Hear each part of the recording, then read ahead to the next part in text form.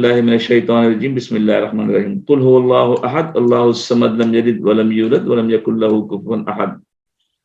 For all of us who are panelists and attendees, let me introduce Global Compact Network in a very brief manner. Global Compact Network was a brainchild of Kofi Annan in the year 2000, when he thought that the businesses should also play their role and part towards the efforts of the United Nations at that time. So Mr. Kofi Annan introduced 10 principles and asked all the business partners all over the world to join under the Global Compact Network.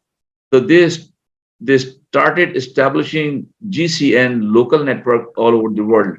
Right now, there are 176 countries who are the member of Global Compact Network. This is a United Nations subsidiary, and they have an assistant secretary heading this Global Compact Network in New York. And Pakistan is one of the signatory. Tariq Iqbal Sahab has joined us. Thank you very much, sir. Tariq Iqbal Mir Sahab, Assalamu alaikum. So Pakistan joined this network in 2005, and since then we have invited so many business concerned in Pakistan to participate in the local network. So there are 10 basic principles to whom under those principles we ask businesses to participate and help the businesses to grow using those principles. And those principles are in the area of human rights, labor rights, environment, and anti-corruption. Now, we have completed 6 webinar on labor rights and human rights. This is today is our 7th webinar. It is on 7th principle. That it is called the precautionary approach to the environmental challenges. So this is the 7th principle. We are asking our people to participate on that. Now, having said that, I would like to introduce our worthy panelists. First of all, Mr. Akhtar Quddus. Let me go through his brief biodata. He is an international HRC consultant, auditor, trainer, and coach with over 40 years of diversified experience. He has worked with government, private, and multinational organizations in various sectors, including oil and gas, chemical and petrochemical, fertilizer, energy and power, engineering, FMCGs, textile industry, construction, transportation, and heavy cargo lifting and haulage companies in Pakistan, Saudi Arabia, Jordan, UAE, Oman, Azerbaijan, Malaysia, Thailand, Indonesia, South Korea, Vietnam, and India. He has proven experience of delivering and exceeding client expectations and successfully developing, implementing, and auditing HSC management systems and processes, ensuring regulatory compliance and recognize engineering and industry best practices. His key strengths include process safety management, risk assessment, HAZOP, incident root cause analysis, asset integrity and reliability management, inspection and audits, leadership and human behaviors, legal and regulatory affairs, international codes and standards. So we do welcome Akhtar Quddus with mashallah very heavy resume. And the second panelist is Ms. Shida Ali. She is a senior associate at 0 Point Partners, an ESG advisory firm. She has worked at the Worldwide Fund for Nature, Pakistan, for the climate and energy program on projects ranging from carbon offsetting, conducting capacity building, training on sustainability best practices, and spearheading the Green Office program in Karachi by facilitating certification audits. Prior to the launch of its Net Zero Coalition, Shida worked with the Pakistan Environment Trust to identify resources to meet science-based net zero targets across sectors and incentivize its signatories to achieve those goals. In her current role, she supports ESG's research, integration, and reporting for Zero Points clients. She has developed bespoke training modules to introduce ESG to board members and senior management teams to future-proof organization against ESG risks. Shida has completed her Bachelor in Environmental Economics and Policy from University of California, Berkeley. Welcome to you, Ma'am Shida. Thank you very much for joining. And our third panelist is Sayyid Nadeem Arif Sahab. Sayyid Nadeem Arif stands as one of the pioneering individuals in the field of environmental engineering and management systems in Pakistan, currently heading EMC Pakistan, a renowned consulting company. Throughout his career, he has been involved in conducting and overseeing numerous environmental and social assessment audits and management plans. He is also an experienced trainer and has conducted numerous courses and training on environmental management, environmental auditing, etc. He has served as a speaker at different seminars and workshops and has delivered lectures on several topics related to environment, health, and safety. So it's again another heavyweight champion in the field of environment, mashallah, is with us. And our fourth panelist today is Tariq Iqbal Mia Sahab. Tariq Sahab, Mia Sahab, did his schooling from Karachi Grammar School and obtained an industrial engineering degree from the University of Houston, University Park campus. He spent his first 10 years of his career working in the oil field with Schlumberger, Seco Incorporated in various field and management positions in Syria, Yemen, Egypt, UAE, Japan, Scotland, and the south of France. He founded and is presently CEO of Image Graphic Solutions Private Limited, which pioneered digital printing in Pakistan and Sri Lanka, and director at Impact Activation Services, the largest brand activation company in Pakistan. Tariq has previously set up and sold Image Graphic Solutions Lanka Private Limited and Abacus Tea, a company that was doing medical transcription services for customers in the UK and US. Tariq Mia Sahab is a trustee and executive committee member of the Karachi Relief Trust, a registered NPO specializing in the area of disaster relief and rehabilitation. He is also a board member of the Hunar Foundation, a registered NPO, and Amantak, a Section 42 company that provides vocational training to deserving students. He also actively volunteers for the Behbood Association and a number of other NGOs and NPOs. He is an advanced open water scuba diver with a specialization in reef ecology, rescue and recovery, and first responder in medical emergencies. He is an avid outdoor enthusiast and enjoys trekking, paragliding, camping, spearfishing, and organic farming. Welcome to you, mashallah, Tariq Sahab. Very impressive resume. So all people with us right now, they are, mashallah, very well experienced in this area. And now, should I ask the first question, and maybe anyone would like to answer? My first question to all the participants would be that what is the, in your opinion, precautionary approach to environmental management, and why is it important? So, shall I begin with anyone who would like to volunteer, please? For this question, why it is important to us at the moment in Pakistan, considering Pakistani environment. So, Akhtar Quddus Sahab, Nadeem Sahab, anyone, or Shida, Tariq Sahab, please. Yes, Quddus Sahab, please go ahead.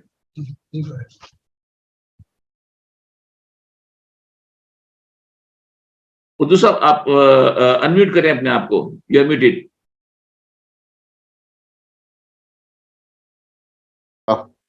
Yeah. Okay. Thank you, Akram Sahab, for giving me this opportunity and for a very flattering introduction. In my opinion, this precautionary principle, I think, is a very fundamental principle in nature, and it also is, I think, very important in the sense of taking precautionary measures when you're analyzing risks and when there are uncertainties involved. And there usually are uncertainties involved whenever you are taking a preventive measures or you're taking risk-based decisions.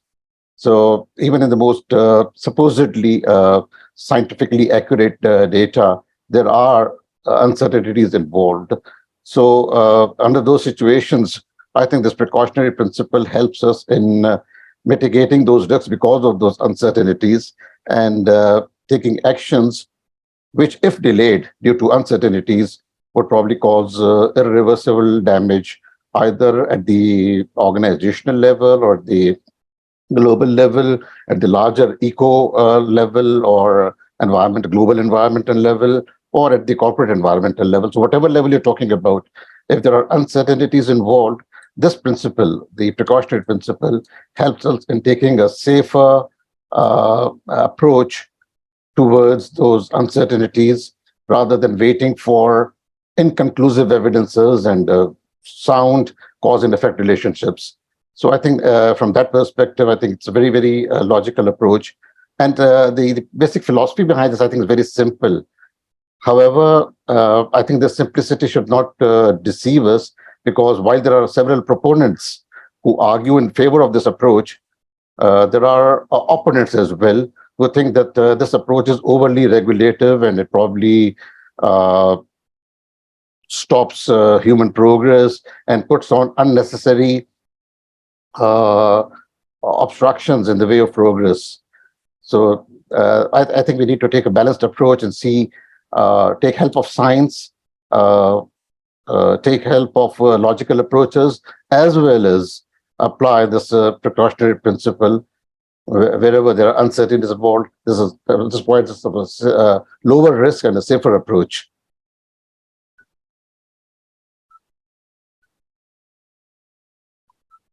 Akram sir, you are muted, I think.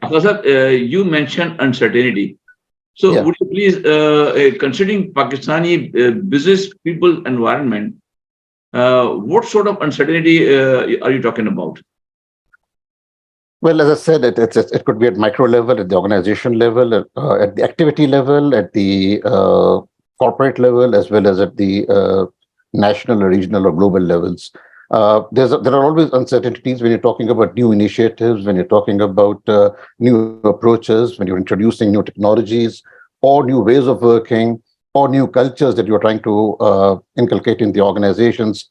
Uh, the human behavior itself is, I think, uncertain under circumstances. You cannot predict how a person or a group of persons would behave under certain circumstances or in response to certain initiatives. Likewise, if we talk on a national or global level, again, several initiatives related to the impact of new technologies, new materials, new processes, new chemicals, new substances. The impact of those are uncertain. And when we are trying to introduce those, uh, since the scientific evidences with respect to their actual impacts as 100% reliable and incontroversial or conclusive evidence, that's absent. So under those circumstances, I think this precautionary approach helps us in playing on the safer side. Okay, now if I come to Ma'am Shida, to you, we are also already facing the climate change issues or biodiversity. Sir, sorry, Akram Saab, have we lost one participant? Because I can only see 4 of us now. Nadeem Saab, is he there? नहीं, मेरा ख्याल है मेरे पास, हाँ, नदीम साहब is not coming right now. Yeah. Okay. मेरा ख्याल है he might be joining us. Let me go back to him. Okay. Sorry to interrupt. No, that's okay. Thank you very much for reminding me. Let me ask somebody to contact Nadeem Saab. Yes, ma'am Shida, अभी हमारा ये जो climate change का जो issue है and या biodiversity loss है, for example, तो ये जो हमने स्टिल लास्ट ईयर जैसे एक बहुत ही जबरदस्त किस्म का फ्लड को फेस किया है and the kind of things are changing that or at macro level, as Akhtar Quddus was mentioning. Now, if I come back to you and ask you कि किस तरह से precautionary approach जो है may be applied to a specific environmental issue, considering this our climate change. इसके नतीजे में अब कराची के अंदर भी आप देखिए जो एक इंडस्ट्रियल हब है पाकिस्तान का, और अगर हम और आगे जाएं लाहौर भी एक इंडस्ट्रियल हब बना हुआ है इस वक्त, एंड पंजाब पे काफी इंडस्ट्रीज जो हैं वो ऐसे एरिया में आ गई हैं जहां पर एक अच्छी खासी ये हैवी रेन एंड सैलाब की कैफियत अच्छी खासी रहती है। अर्बन फ्लड का हमने बहुत ही रिसेंटली एक्सपीरियंस किया है। इसमें हम कैसे प्रिकॉशनरी अप्रोच को अप्लाई कर सकते हैं? तो can you please throw some light on it kindly? I'm sure. Thank you so much, Muhammad Akram, sir, for inviting me to be a panelist in this webinar. And yes, like Akhtar Saab was mentioning about uncertainties, which you have which you have also just highlighted regarding floods, and the fact that we are a water-stressed country. Companies, businesses can take the precautionary approach identified by UNGC to mitigate climate risk and adapt. Coming from the perspective of ESG, I'd like to just quickly highlight what ESG represents and what it means. ESG is essentially, it stands for environmental, social, and governance. It's a framework that creates long-term value for businesses by managing environmental and social risks and opportunities through a strong governance structure in an organization. So when it comes to Pakistan and what it is that we can do as like businesses operating here, I think we need to be able to identify those risks related to environment, and also keep in mind that there's always an opportunity for businesses to basically transition, for instance, to a low carbon economy. Over here at 0 Point, we really advocate for identifying those risks by mapping out a businesses and organizations' stakeholders. Stakeholders are essentially groups, individuals that are impacted by the company, by the business, and have an impact on the business. So that includes your suppliers, your employees, your customers, etc. So it's very important for businesses, for companies to kind of engage with their stakeholders through active communication, because I just want to quickly highlight that the precautionary approach recommends that businesses assess, manage, and communicate their risks. So this stakeholder mapping and engaging with stakeholders is a great to basically and when you're engaging with through questionnaires and focus group discussions, it's a great way to identify key environmental issues that those stakeholders are facing, and through materiality assessment, businesses can then prioritize which issues to tackle first, because obviously companies, businesses don't have the resources to address all environmental issues that they might be facing, whether it's the water crisis that we are facing right now, floods, heat waves, etc. So, and of course, or waste management, that's also an issue that we're facing, energy efficiency. So, yeah, I mean, for me, I feel like stakeholder mapping, stakeholder engagement, materiality assessment, those are some key tools that businesses can incorporate into their business strategy to be able to adapt to a changing climate here in Pakistan. Sheila, if I ask you, in your opinion, you think are business concerned, business officials, be it multinational organization or local organization, working on a very like a conglomerate, including textile sector, you think are they really prepared for this precautionary approach? What is your opinion? Are they really prepared? I feel like we're on a path. I feel like this is an evolving space, and there's a lot of learning. with organizations like Net Zero like Pakistan Environment Trust that has basically started Net Zero Pakistan maybe about 2 years ago. They have they are creating synergies, especially for the textile industry, to learn from each other, and they are helping them decarbonize by creating partnerships with the industry, with thought leaders, with practitioners who understand this space. I think there's a lot of learning, even globally, when it comes to reporting on environmental risks or assessing them. There's not a lot of standardization as of yet. There's a lot of different standards and frameworks. They are coming together into standardizing it from this year onwards through the ISSB, which is the International Sustainability Standards Board. So we have to keep in mind that this is a learning space globally.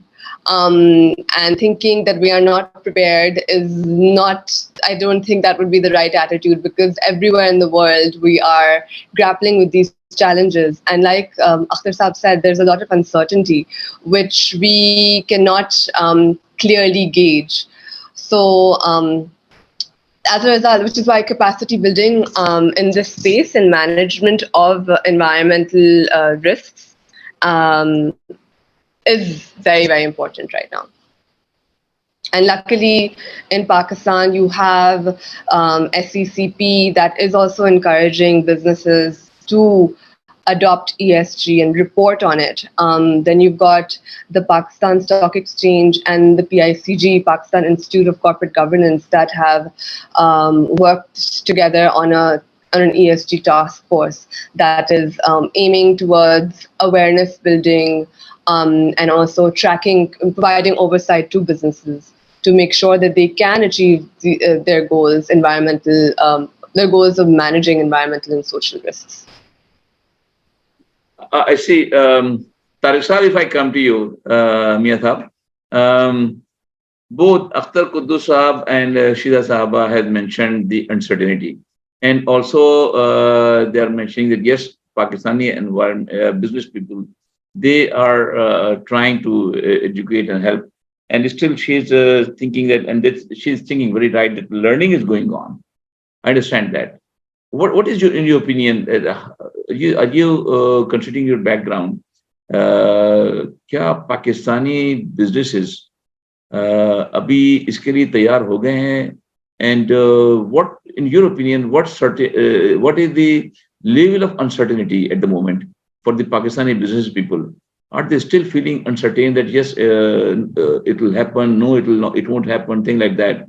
And considering this uncertainty issue, are they really prepared to tackle this issue for with a precautionary approach? So, Tariq Sahab.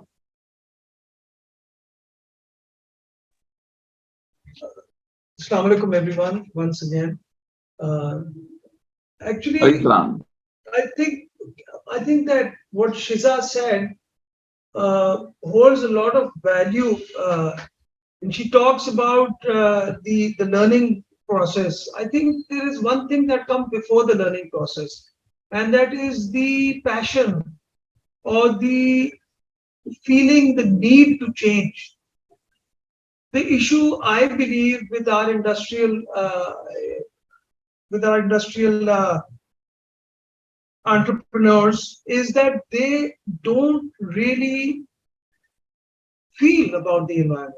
I don't think that they feel there is a need. The philosophy of actually having net zero, of moving towards, because if you go into the site area, or if you go into Karangi area, where I frequently go, I mean, if you look at the textile, the tanneries and the textiles, they're just dumping all that toxic dye into the water.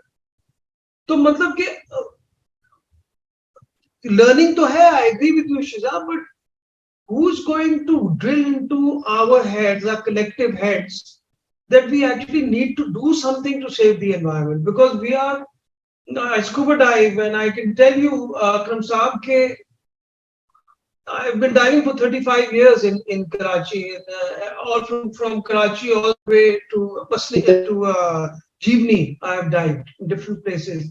And the places in Karachi that were just 500 yards away from the harbor, जो reefs थी जो under जहाँ पे हम dive करते थे, वहां पे हर किस्म की मछली होती थी. अब वहां पे प्लास्टिक की थैलियां हैं. Inside the reefs and inside the homes of the fish जहाँ वो बैठती हैं पत्थरों के नीचे, वो प्लास्टिक की थैलियां हैं. तो कुछ अभी भी मछलियां हैं वो बेचारी प्लास्टिक की थैलियों के अंदर रहती हैं. अच्छा, फिर जितना भी अगर आप कभी कुरंगी आए, sorry, I should speak in English. If you come to Kurangi Creek, we can go multilingual, multilingual program, no issue. Okay, तो वहां पे अगर आप रात को वो जो पाइपलाइन ब्रिज है जो रिफाइनरी से तेल लेके जा रहा है to Kimadi, if you stand on top of that, you will see effervescence in the water. There is actually, you can see light, nodules of light lighting up in the water. And these are not, this is not plankton. This is all the chemical that's coming in. So we are dumping untreated raw sewage. I think even 10-15% of our pani saaf nahi ho. And where is this coming from? This is coming from the largest industry. And I'm not blaming anyone. I'm not criticizing anyone.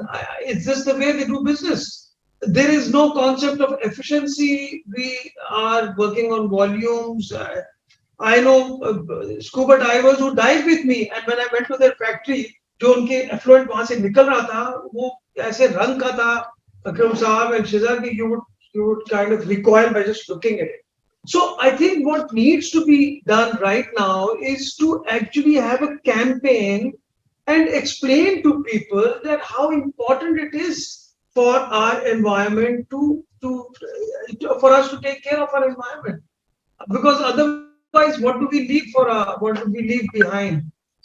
We need to start evaluating things like, okay, if I'm using 1 cubic foot of water, what is the value I'm deriving from it, for example? These are the things that we're thinking about.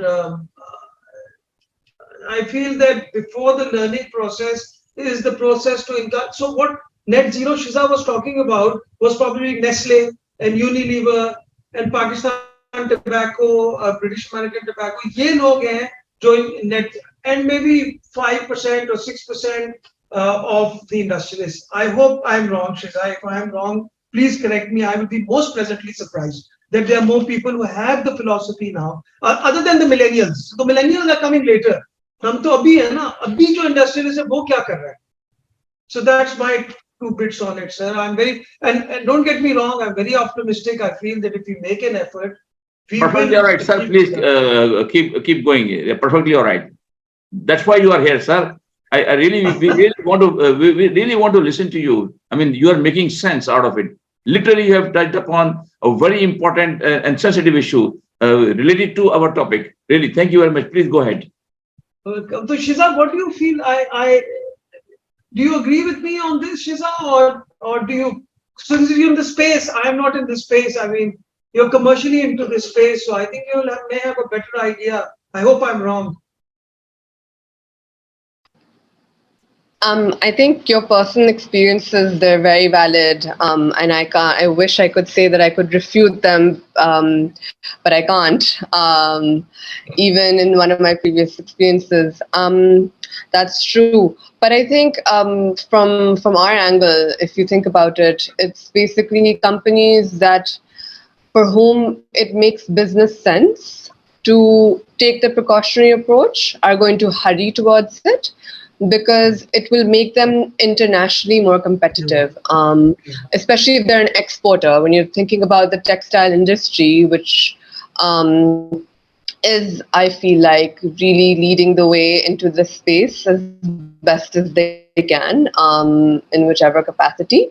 That is the incentive for them, is so that they can stay competitive when they're exporting into the international market, because as a business and operating in Pakistan, you are competing locally, but then you're also competing internationally. So yeah, that's what I would like to say. Now I would like to pose the same question what Tariq Mehsab has to Mr. Akhtar Quddus. Akhtar Quddus has been involved with the business throughout his life. He has traveled 11, 12 different countries and has done a remarkable job. Now, considering Pakistani example, Akhtar Saab, really, I would like to hear from you what Tariq Mir Saab added. And I want you to comment on it. Please go ahead. Please prove me wrong, sir. On the contrary, Miyasab, on the contrary, I fully agree with you in the sense that yes, we need to have a realization and passion before we can go into the learning phase, into policy making phase, and into the action phase. So yes, the realization and the passion phase has to come first. And I'll just give you a couple of examples. One that I was in Kamoki yesterday. It's a rice growing area, rich agricultural land over there. I was in Kamoki there, and just going through that area, just driving through that area, some thoughts came to my mind. I'll share those with you. But before I do that, I'd like to give you an example of the recent experience that we've had, and globally we've had with the COVID-19 scenario. Again, in this COVID-19 scenario, when this COVID started, we were not very we did not have the complete knowledge, authentic knowledge about how it spreads, what kind of symptoms could be there, what kind of consequences it could result in, what kind of precautions we need to take. There were a lot of uncertainties around that COVID-19 influence, its spread, and its impact in the initial period. However, there were certain precautionary actions that were taken in spite of the fact that they were not very sure whether those were the right actions to be taken, or whether they would actually result in reducing the impact. But we took those actions. If you look at it globally, again, there were many countries who proactively took those actions. And even at the national level, if you look at the national level, there were companies here which took those precautions, and there were companies which did not believe in this and said, no, these precautions are useless. And the results are in front of us. Nationally, internationally, the countries that adopted those precautionary measures and the countries that did not. The results are, looking at it from the hindsight point of view, the results are quite obvious and visible to us. Even at the national level, the companies which took those precautionary measures and the companies that did not, again, the results are quite obvious. That's one example, the COVID example. Akram Sir, you talked about the flood that we had in Karachi last year. Again, the kind of unplanned city growth that we have, the kind of unplanned construction that we have, the kind of natural waterways that we have destroyed and we have constructed on top of those. All those are quite evident that probably not only at the national and at the policy levels, but also at the business levels, we are not so prudent on these matters.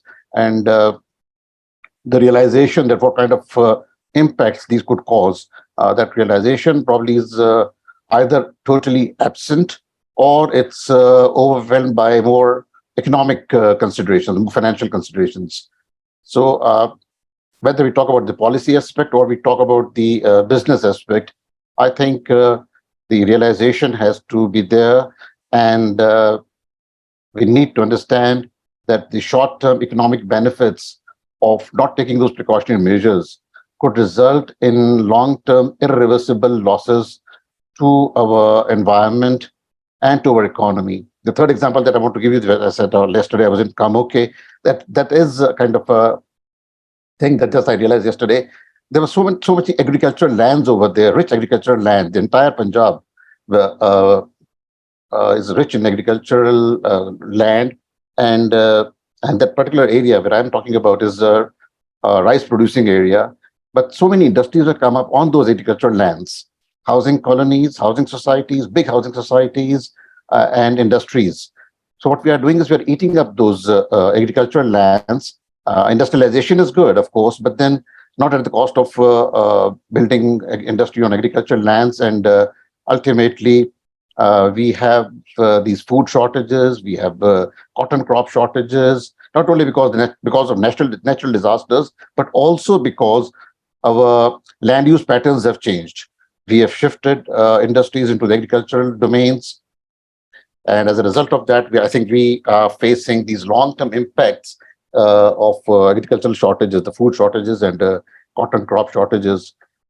Again, a precautionary approach probably would be, I mean, the reason I'm calling it a precautionary approach is because technically speaking, scientifically speaking, there could be arguments against this, that maybe these agricultural shortages can be taken care of through better crop utilization, better crop circulations, better seeds, better fertilizers. All these can be done, of course, but then we are not certain of how strong or how positive would be the effect. So a precautionary approach would be probably to shift those industries, or at least to discourage more industries in these agricultural areas, and use the barren lands, and we have abundant barren lands. So we can use those barren lands, of course there would be infrastructure requirements over there. There would be a lot of investments to be made to create those infrastructure, but that money required for creating those infrastructures, I think, would be in Pak rupees, where the shortages of these crops and the food crops and cotton, that ultimately results in our importing in dollars. So somehow we need to have kind of create some kind of a cost benefit analysis, and combine that with the precautionary approach. Usually it's considered that cost benefit analysis and precautionary approach, they conflict with each other. They go against each other. But I think they can be used to help each other rather than conflict with each other. And as a result, I think we can come up with policy decisions at the national level, as well as business decisions at the local level. As Akhtar Saab mentioned, the policy level issues are very important. My question to all three, please. One of the stakeholder is the government of Pakistan and the government of Sindh, for example, or the provincial governments and the local government. So this is my opinion. You may disagree with me. Like the example Mia Saab have mentioned, the sewage water going into the Arabian Sea, the raw sewage, and without any, they're not treating it at all. Now, considering this, the government of Pakistan or local government or provincial government are the major stakeholder, considering this approach of precautionary approach.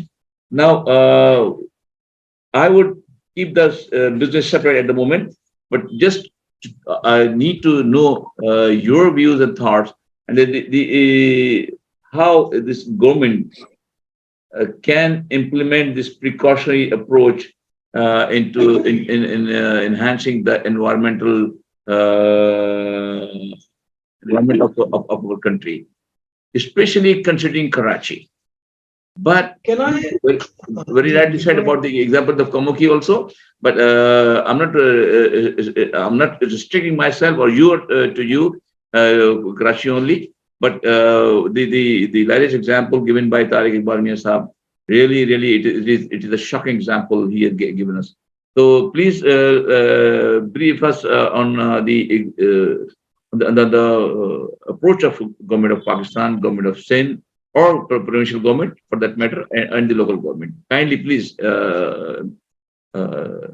let's have your opinion on it. So, Mia, please go ahead. Can I start? Yeah, please. Your permission, Akram sir? Please, Mia, go ahead, please. जो कुद्दूस साहब ने बात की है ना sir, वो बात बहुत अच्छी कुद्दूस साहब ने की है कि आप एक्चुअली वैल्यू बेस्ड एनालिसिस करें. अब मैं आपको ये कह रहा था कि देखें, हमारा एक क्यूबिक, जो आप इंडस्ट्री की बात कर रहे थे ना साहब, के industry is encroaching on agriculture. So 1 cubic meter of water, or 1 cubic foot of water, if it's used by the industry, for example, is generating far more value than wheat is, for example, or rice is. आप जो इस वक्त wheat भी export अभी नहीं कर रहे हैं, मगर 2 साल पहले तक you were exporting wheat and you are constantly exporting rice. So basically, if this water is diverted to industrial output, you will have a much bigger value add. as compared to the agriculture, the value that you are gaining on 1 cubic foot of water. Because in the end, it's all going to come down to water. That's going to be the most scarce resource. Number one. Number two, देखिए sir, Sindh government के बारे में बात कर सकता हूँ because we work with the Sindh government. The Sindh government has created some spectacular examples of public-private partnership. They have done it with Indus Hospital. They have done it with the Patient Aid Foundation. They've done it with SINA. They've done it with Child Life. And I was recently attending a function where the Patient Aid Foundation signed a 25-year funding agreement with the Sindh government. So, जो budget Sindh government का है, वो सारे का सारा जिला को मिल रहा है, but it's all being managed by volunteers from the Patient Aid Foundation.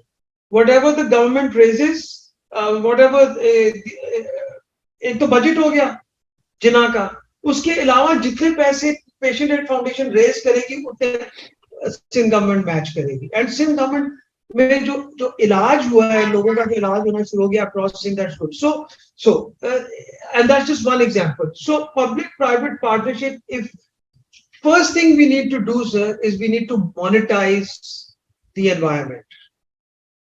We need to build models, and Shiza may be able to help us with that. Quddus साहब में भी, for example, अगर आपने export बढ़ानी है पाकिस्तान की, तो आप, for example, there's something that aquaculture is something I'm looking at, because 90 years ago the Sakhar barrage was built. 90 years ago they built the Sakhar barrage and completely changed the hydrology of Sindh. Because of that, in 90 years, 90% of our delta has become barren. Number one. Number two, because they have been able to cultivate lands which were previously only used by shepherds and gypsies, big, huge population centers have been formed, and those people that were having 2 or 3 children, because they didn't have the resources, have now settled down in areas and have. So there's a Sakhar barrage is responsible also for the massive population growth in Sindh. Let me just tell you. Number one. Number two, we have lost, our delta has become barren. Now, it's barren for agriculture and for small ruminants and bovines, but the salt water in there is great, is like gold for shrimp farming and aquaculture. So what we're trying to do now at Karachi Relief Trust is build models, 3 million to 6 million rupee, small business models that will be able to lift a certain village or a certain family out of poverty. You are basically monetizing these people, and you already have, for example, अगर आप shrimp culture करना शुरू कर देते हैं, तो GSP है आपका यूरोप के साथ, so you can export the shrimp. There's no issue there, right? Rice paddy यहाँ पे है, साथ आप एक shrimp paddy बनाए, एक rice paddy बनाए, एक shrimp paddy बनाए. So what I'm trying to get at is that if we are able to do this and help with Quddus help, provide interest-free loans to small farmers, give them leverage on their agricultural and animal husbandry heritage, we will be able to change. We need to do the same kind of models for the environment. How to, for example, there is a company I know who are setting up a plant, and they are buying all the old T-shirts from the army. They are reprocessing them and making knit T-shirts out of that again. Here is a process where that T-shirt is not going to go into the trash. The dye will not wash off into the water. They will reprocess it. इसी तरह garbage to incentives होने चाहिए. आप business models इस तरह के बनवाएं जो environment के लिए अच्छे होंगे. That way the industry will automatically move towards environmental protection. अगर आप उनको वैसे देखें, unfortunately there is no compliance. Laws सारे हैं आपके पास, मगर उनको कोई enforce ही नहीं करता. There no enforcement and no compliance. So if you, for example, सारे laws हैं, 9 plants हैं कुरंगी में जो लगे हुए हैं tanneries के आगे, they don't work. There's nobody checking. Neither the SECP nor the government or the environmental people. No. So nothing is happening. So That's my 2 bits about it. Okay, we need to, if we are going to change people's minds, it has to be through value-driven approaches rather than sermonizing to them or doing an ad campaign or doing stuff like that. I think this is where we need to be working. Thank you, Akram Sahab. Sorry, I spoke for very long. Perfectly all right, Mike. I'll come back to you on this issue now, and I'll ask you a question now, but please reply me later. My question to you is: you mentioned incentives should be provided. Fine, perfectly all right. And then you also mentioned, sir, the lack of enforcement capabilities. What is, in your opinion, CPA doing in Sindh Environmental Protection Agency? They are much capable enough to enforce the rules and regulation that the law they prepared. So please, I'll come back to you on this one. So please let us have your answer on that. So before that I go, I'd like to ask Quddus Sahab. Quddus Sahab, please tell us what is your opinion? As he rightly said, the incentive should be provided. Is government willing to provide incentives, or are they providing incentive to our business people? He has mentioned twice, and he has mentioned very rightly. You have been involved. This I know personally that with the textile sector. So, textile sector in Korangi area, especially, and the tannery section in Korangi area, especially, are they really being helped by the government of Sindh to apply this approach, the environmental precautionary approach in this area? Or is government is planning or having the plan, or are the rules and regulation and the laws are framed, but as Mr. Miyazab said, the implementation issue is there. What is your opinion on it? Please go ahead. Okay, thank you very much. What I'm about to say might be seen to be controversial because I have not been a very good proponent I've not been a good, very active proponent of direct monetary incentives. I think the government should provide an enabling environment. The incentives. I mean, if we have, let's say, for example, we talked about tanneries and the recycling of and the treatment of the discharge coming out from the tanneries. That itself is an economically viable solution and industry. As if I am a businessman or I'm an industrialist, I would probably see it as something which is a good financial opportunity for me to treat that and to extract the heavy metals coming out from there. They have a value, they have a market value, they have a financial value, and I can sell those. And that itself is a big initiative for me. So I don't need, I think, the direct monetary kind of support from the government, because that itself is a monetary, is a financially positive option for me. What I need is just an enabling environment and a leveling play field whereby, as I said, some industries do this, some don't do that. In that kind of situation, it becomes an uneven play field, and some companies who do that, they probably suffer financially. So I think any tax incentives or any directly monetary incentives, that would not be very useful. Just providing an enabling environment, that would probably be more useful. And of course, as Mia Sab said, compliance and regulations, enforcements, so that it's not just a few companies that are doing it, and the others who are not doing it, they probably get some kind of short-term benefits. Although long-term benefits are still not there. But when we talk about sustainability, we're talking about long-term benefits. So some companies, and unfortunately, industrialists sometimes, they don't have that kind of a longer-term vision, and they're just thinking in short-term benefits. So a good enabling environment, I think, should and a level play field by virtue of strict enforcement, that I think should incentivize the industry into adopting the right technologies. The economic benefits would automatically come out from there. Environmental recycling and treatments, they're not just cost centers, they are profit centers. So we need to, I think, treat them as profit centers and then create the enabling environments. That's great. Ma'am Shida, Now, another issue has come, what Akhtar Quddus mentioned. Like, he is much more of opinion that rather than providing incentives, the enabling environment, number one. Number two, level playing field should be provided. And he also mentioned also one thing, which I was supposed to come later on, but he somehow touched upon that the short-term approach of the industrialist. And in your opinion, Ma'am Shida, what do you think? Now it got two-pronged approach. One, you need to talk about the government, whether the government is willing to take responsibility and apply SEPA or PIPA or Environmental Protection Agency all over Pakistan, and also the short-term approach of the industrialist in Pakistan. What is your opinion on that, please? Go ahead. Thank you. Sure. I completely agree with Quddus Sahab when he says that industries, businesses in Pakistan have a short-term approach, have a short-term vision.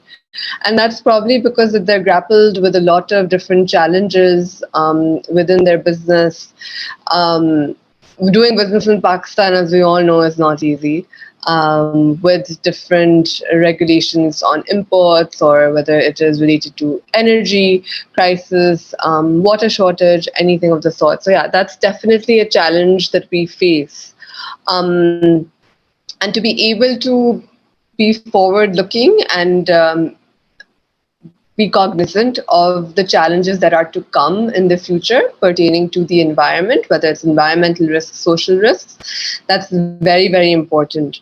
And I think in terms of what the government or like institutions in Pakistan, the stock exchange or the SECP, they have made efforts in encouraging businesses into transitioning to being more precautionary in their approach in the environment. There's a lot more that can be done through public-private partnerships. And we're beginning to see some examples of that happening with the ESG task force, for instance.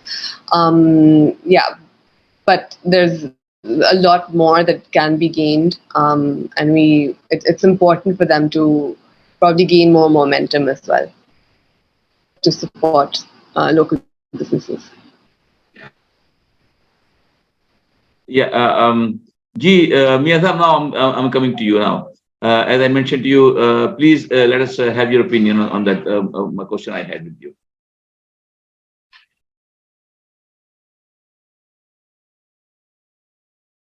Can you kindly repeat the question? Well, I was asking what I had asked with Mr. Quddus, that the business people are having short-term approach, and they are not there for long-term approach. Number one, that the one aspect what Akhtar Quddus has mentioned, and agreed by Shida, Madam Shida. Now, my question to you: is it true? Number one. Number two, do you find any example that the government is not taking a serious action on this in this area, and government by itself is not having the precautionary approach to the environmental challenges they are facing right now, be it local government or provincial government or federal government? So I'm asking you this is a two-dimensional question. One is from the business side, and one is from the government side. Please go ahead. So, the government ka to it's very simple. I really have not worked in any great detail with the environmental agencies within the government. But what I see is proof enough that really nothing is happening. I mean, maybe there is something happening. I don't see it. Karachi Relief Trust is an organization that works in disaster relief, reach, rescue, recover, and rehabilitate. Over the last since the floods, in the 6 weeks post flood, I traveled 7,000 kilometers. I drove 7,000 kilometers across southern Punjab, Sindh, and western Balochistan. Right? I found no evidence.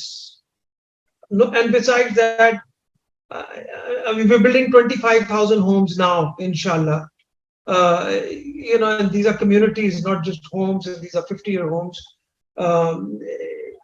So we have done a lot of research before. 2010 और 11 में भी हम involved थे.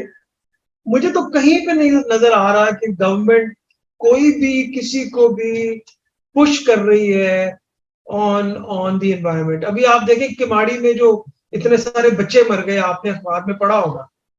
वहां पे 7 घर हैं और साथ साथ उन्होंने कॉटेज इंडस्ट्री लगाई हुई है. और पता नहीं क्या हो रहा है उस कॉटेज इंडस्ट्री में. Nobody has the courage to go and knock on the other's door because there is no enforcement of the law even. तो जब लॉ की enforcement ही नहीं होगी तो आप environment में तो I think it's a pipe dream. I'm not saying that there are people within the government who are not conscientious about that or not working about it, but in general what I see is no, there is no enforcement. दूसरी चीज ये मैं आपको एक बड़ी interesting बात बताऊं sir. Gas महंगी हुई है. What is the industrialist doing? Do you know? Please go ahead. Let us know. लकड़ी जला रहे हैं बॉयलर्स के लिए. Oh my God. लकड़ी जला रहे हैं और कराची के इर्द गिर्द और Sindh, southern Sindh and Balochistan is all arid and semi-arid zone. It takes tens of years to grow a tree, for a tree to grow in the wild because it's semi-arid. ठीक है जी? Yes. तो वो सारा जंगल cut रहा है इस वक्त. My और God. जो गरीब है वो सिर्फ लकड़ी काट के गुजारा कर रहा है बिकॉज उसके पास कुछ और है ही नहीं. वो 800 रुपए दिहाड़ी बनाता है.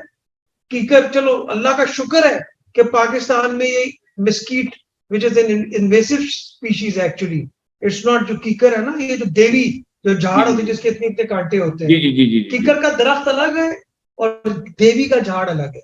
देवी is मिस्कीट. It was imported from Australia or somewhere, I don't know where, some 30-40 years ago, 50 years ago. वो इतना ज्यादा फैल गया, वो उसको काट काट के गुजारा कर रहे हैं. अगर मिस्कीट ना होती तो आज आपका सिंध बलोचिस्तान का जंगल खत्म हो गया होता. तो मतलब जो इंडस्ट्रियलिस्ट है वो ही खरीदता है ना लकड़ी, वो अपने बॉयलर लकड़ी से जला रहे हैं. तो क्या गवर्नमेंट को गैस देगी? क्या वो एनवायरनमेंट को क्या होगा? क्या वो इंडस्ट्रीज जो बैठा हुआ है वो क्या सोच रहा होगा? आई एम सॉरी बट वो कहते हैं ना, द ट्रूथ विल आउट. मुंह आई बास ना रहंदी है पंजाबी च कहंदे ने. So I'm sorry, it's a big picture. And again, I'm saying perfectly right. That's why you guys are here. Literally, that's why we are having so experienced and learned people together. We gathered here, alhamdulillah. And thank you very much. I have to say thank you all. Unfortunately, Nadeem Saab, I received a message. He received an emergency call from home and he had to rush to home. So sorry for that. लेकिन बहरहाल अभी मैं एक दो सवाल और कर लेता हूँ. अख्तर कुद्दुस साहब, now what is your comment on what Neha is mentioning? अगर ये environmental को जो issue है वो लकड़ी जलाकर अपने पूरा कर रहा है, अपना बॉयलर जला रहा है, तो क्या आपके ख्याल में Sindh Environmental Protection Agency, can they do anything about it? और ये वही इशू है जो आप बात कर रहे थे अनसर्टेनिटी की, कि आपके पास पता ही नहीं है आपको गैस आज मिलेगी नहीं मिलेगी, तो आप ने लकड़ी का एक टाला अपने साथ खरीद लिया है, उससे लकड़ी लेकर आ रहे हैं खान साहब से और जला रहे हैं इसको और बॉयलर बना कर रहे हैं. तो where are we going now? Back to 1929 में हम जा रहे हैं और या हम 2029 की बात कर रहे हैं? Where are we heading to? कहाँ गई हमारी अप्रोच यार? ये precaution approach is gone down the drain और what? Please, what is your opinion?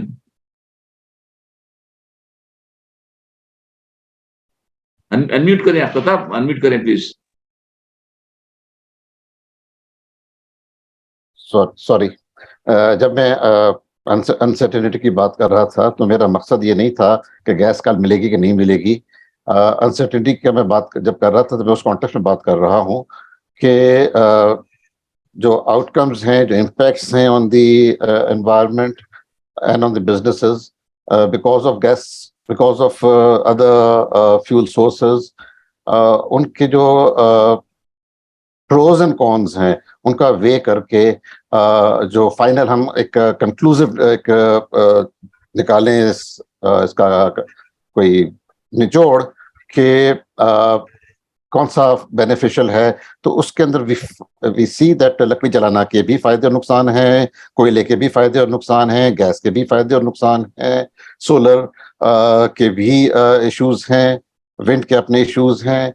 तो बात यह है, जब हम प्रिकॉशनरी अप्रोच की बात कर रहे हैं तो just to touch upon the जो हमारे पास आजकल जिसको हम एक ब्लैक गोल्ड तस्वर कर रहे हैं कि हम कोयला अबंडेंट है हमारे पास, चाहे उसकी कैलोरीफिक वैल्यू कम है और वो लेकिन बहरहाल एक अबंडेंट सोर्स ऑफ है हमारे पास कोल की सप्लाई का।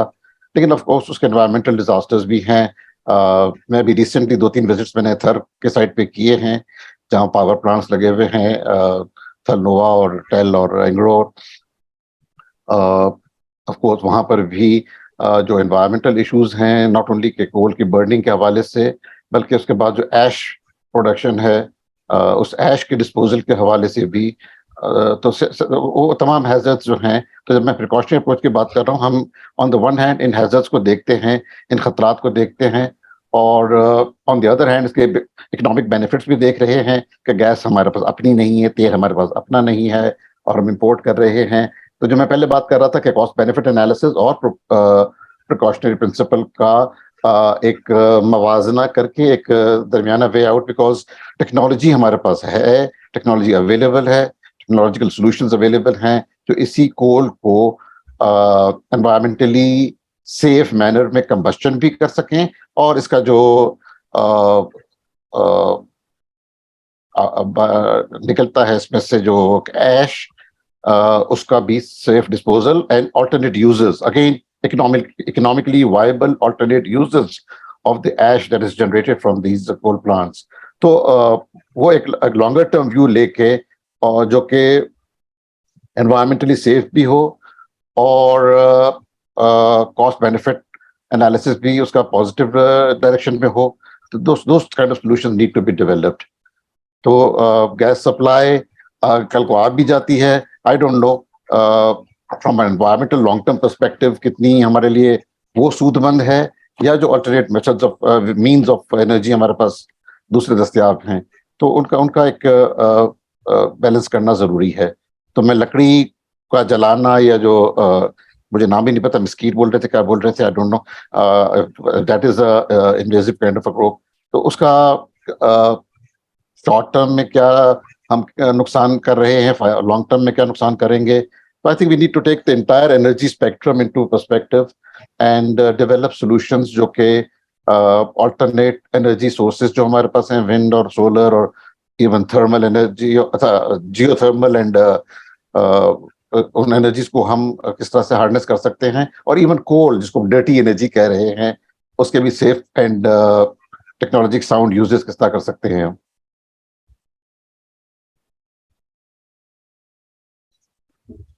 That's very great.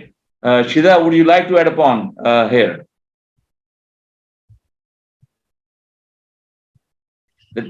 Yes, now the very important point has come out from the Quddus Sahab. We have abundant coal.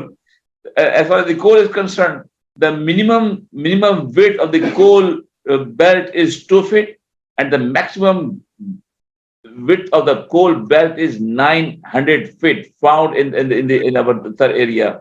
So we got abundant coal. What we got to do with it? So where does our precautionary approach goes now? He says technology is available.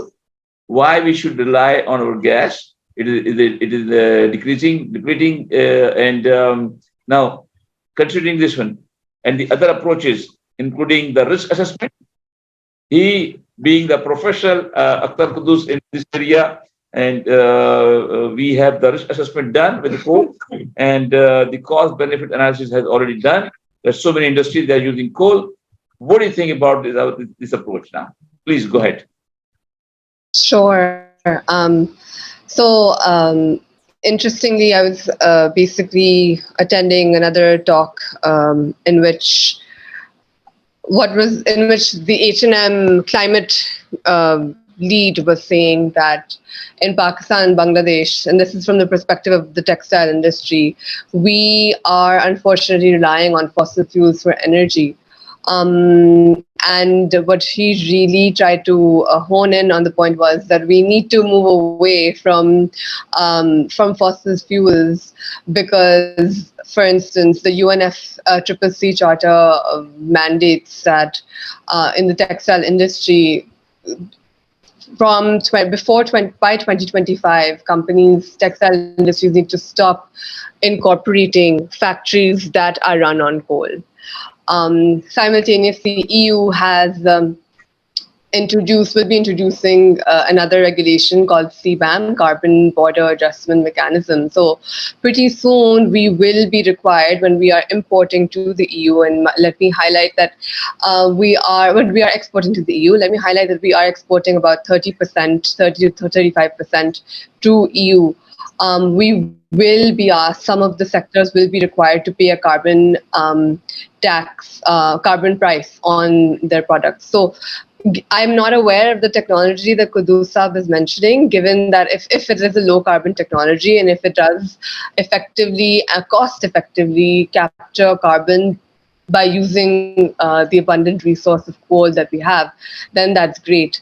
But otherwise, if it doesn't, that's just the challenge, right? Trying to figure out how we can transition to a low carbon economy, because when it comes to the economy of Pakistan, in terms of being able to become a net exporter, all of these regulations that are becoming online will come into play, and it will ultimately affect our economy if we're unable to increase our exports. Sir, I have a question. Can I ask a question, please? Yeah, please go ahead. Please go ahead. So what I'm trying to figure out, Shiza and Quddus Saab, is that what role does carbon credits play on all of this? That's an incentive for industry and everything. Carbon credits ka kya role hai? Shiza, are you aware of what's going on in the carbon credits business? Or Quddus Saab?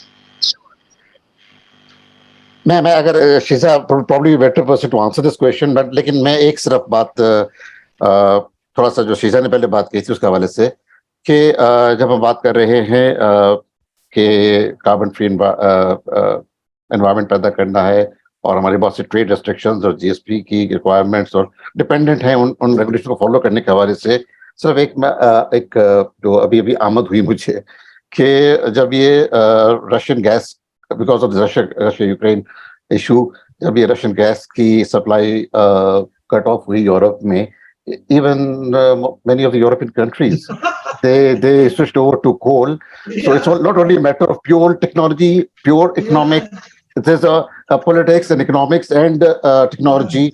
और इन सब को लेके साथ हमें एक balanced approach लेना पड़ेगा. हम बिल्कुल एक तरफ को झुक जाएं और दूसरी तरफ हम ना कर पाए, वो भी सही नहीं अप्रोच होगा. तो we have to find out solution जो कि technology, economics and if at all politics का भी एक दरमियाना रास्ता निकाल के दें. तो दैट्स माय इनपुट. बट जो स्पेसिफिक सवाल था मियां साहब का, I think Sheeja would be better able to answer that. Absolutely, Quddus Saab. It's definitely the solutions that we are looking into should be localized.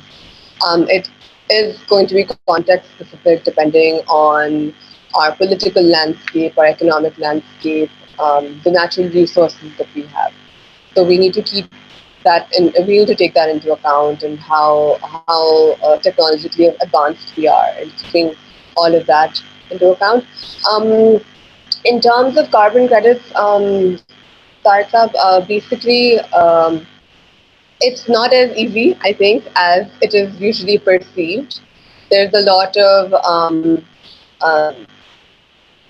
scrutiny. There's a lot of there's a lot of different processes that companies have to go through, and yeah, I think there's a lot of. It's not an easy process. I don't consider that an easy solution. Even if you're looking at, and when it comes to carbon credits, even if you're looking at the Science-Based Target Initiative, which is basically an evidence-based approach for decarbonizing various sectors, even they do not encourage companies to consider carbon credits, carbon offsetting until that's like the last resort to cut down their residual emissions. So it's firstly, I'd like to say it's not as easy as it seems. There's a condition for additionality that you have to prove. And then secondly, that's as recommended by SPTI, which is also becoming very, very common, or it's becoming more popular. That's something that could be used for residual emissions as like a solution later down the line in terms of decarbonization. Great. Now, okay, thank you. Yeah. I hope that Mehab, you got the answer. But what Akhtar Quddus have mentioned, yes, and he gave the very perfect example of the Russian gas haulage stoppage to the European, and now look at that, they have gone back to the coal. Why we are being stopped, and why we should stop ourselves for using coal? It is a natural resource available to us. So the answer comes like the balanced approach. The word, if I use the word balanced approach of what Quddus have mentioned, would be, this is my opinion, you may agree or may disagree with me. The balanced approach should be the more appropriate answer for our precautionary approach. Even our precautionary approach should be balanced. Technology, yes, it should be there. Coal or other resources, yes, should be there. Our own landscape, which is helping us out, should be used, either whether it is a political landscape or the geographical landscape, that must be diverted to sort out the problems, sort out the answer of the problem we are facing right now. So I must say with these few words, thank you very much for your contribution.